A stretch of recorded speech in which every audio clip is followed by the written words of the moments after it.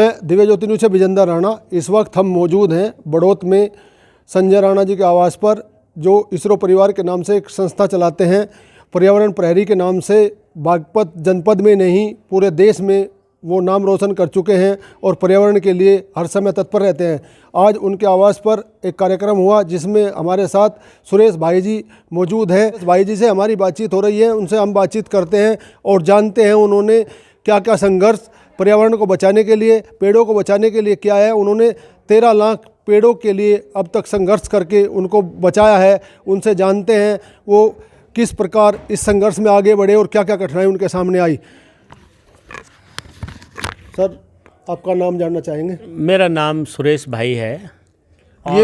ये जो आंदोलन आपने किया है पेड़ बचाने का, पर्यावरण बचाने के लिए, इसकी प्रेरणा आपको कहाँ से मिली? सबसे पहले आप इस पे प्रकाश डालिए।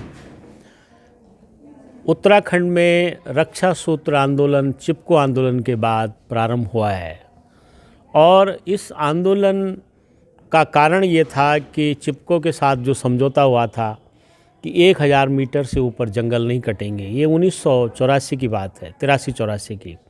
लेकिन 1994 में 10 साल बाद सरकार ने जो बैन लगाया था उसको वापस ले लिया और फिर से वनों का कटान बड़े पैमाने पर उत्तराखंड में शुरू हुआ। उसके बाद रक्षा सूत्र आंदोलन हुआ। मैं तो 12 साल की उम्र में चिपको आंदोलन में शामिल हो गया था।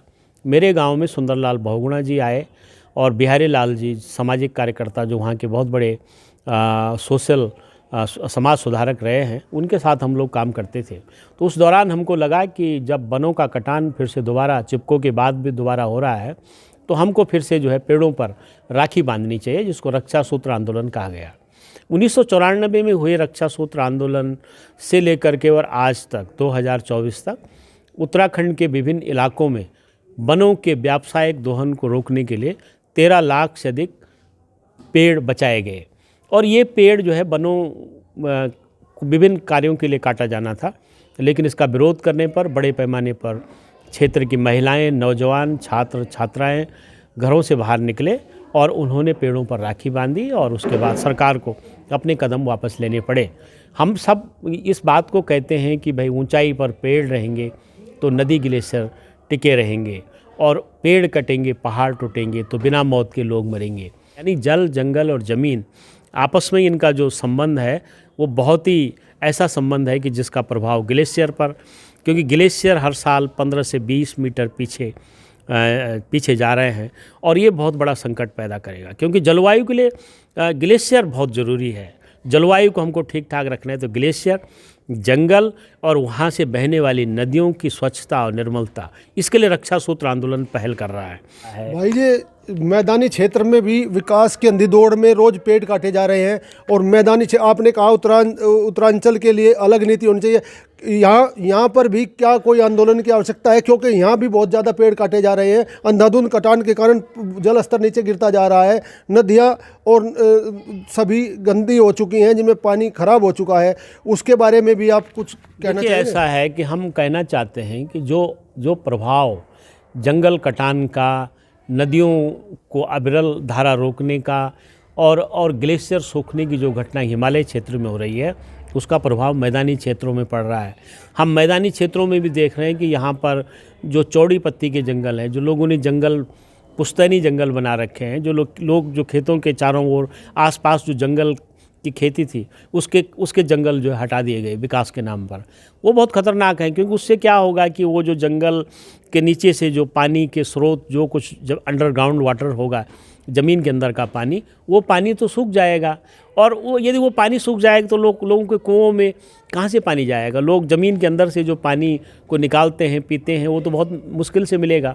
तो इस तरफ ध्यान देने की आवश्यकता है, क्योंकि मैदानी विकास का मॉडल ऐसा है कि जो मैदानी क्षेत्र की जलवायु को और जो भी गंगा जमुना का रूप जो क्षेत्र मैदानी क्षेत्र में आ रहा है, यही तो जगह है कि जहाँ से प्रतिदिन 6 अरब लीटर गंदा पानी गंगा में जा रहा है और गंगा प्रदूषित हो रही है। तो ये तो मैदानी क्षेत्रों में भी पहाड़ और मैदान को एक साथ जुट करके काम करना पड़ेगा। लेकिन इसको सरकारी ताकतें उतना नहीं कर सकती है इसका समाधान, जितना कि समाज और सरकार, मतलब राज और समाज मिलकर के इसका समाधान कर सकते हैं। जैसे गंगा की सफाई के नाम पर या पेड़ों की कटाई को रोकने के लिए जो लोगों के जो प्रयास है उसको महत्व दिया जाए, उनको विकास विरोधी न माना जाए, उनको ये समझा जाए कि ये हमारे पर्यावरण की स्वच्छता के लिए, पर्यावरण की निर्मलता के लिए ये लोग सुझाव दे रहे हैं। क्योंकि कोई भी जो पर्यावरण कार्यकर्ता होगा वो तो जीवन जीने की एक कला सिखा रहा है, क्योंकि हमारे जीवन जीने की जो संस्कृति है, जो कल्चर बन रहा है, उससे लगता है कि हमको अधिक से अधिक पर्यावरण का जब दोहन होगा तभी हमारी जीवन शैली अच्छी होगी, जो खतरनाक है। यदि ऐसा होगा तो जंगल क्या सरकार की तरफ से कोई आश्वासन मिला आपको? आप जो आंदोलन कर रहे हैं, आप जो संघर्ष कर रहे हैं, इसके बारे में सरकार की तरफ से कोई आश्वासन मिला? निश्चित ही जब हम लोग हिमालय क्षेत्र में या मैदानों में भी लोग जंगल, पानी, नदियों को बचाने की बात करते हैं तो सरकार के संबंधित विभाग के लोगों से तो पत्र आते हैं, वो उस पर एक्शन रिएक्शन देते हैं, उनके अखबारों में भी सूचनाएं आती है, लेकिन ज़मीनी स्तर पर वो करते नहीं हैं। मतलब ये इतना ही सही है कि हमने कोई डिमांड, कोई मांग की, कोई पत्र, कोई ज्ञापन केंद्र और राज्य सरकार को भेजा, उनका पत्र आ जाता है, केवल इतने तक सीमित है। लेकिन पुख्ता तरीके से पर्यावरण को बचाने की जो बात है, जो एक एक करके उसके जो संयम तरीके से काम करने की जो बिंदु है, उस पर ध्यान देना अभी बाकी है। जी, बहुत अच्छी जानकारी सुरेश भाई जी ने दी। उन्होंने बताया कि सरकार को अगर समस्या से अवगत कराया जाता है तो पत्र आ जाते हैं, लेकिन मूल रूप से उन समस्याओं को ख़त्म करने के लिए कोई पहल नहीं होती है।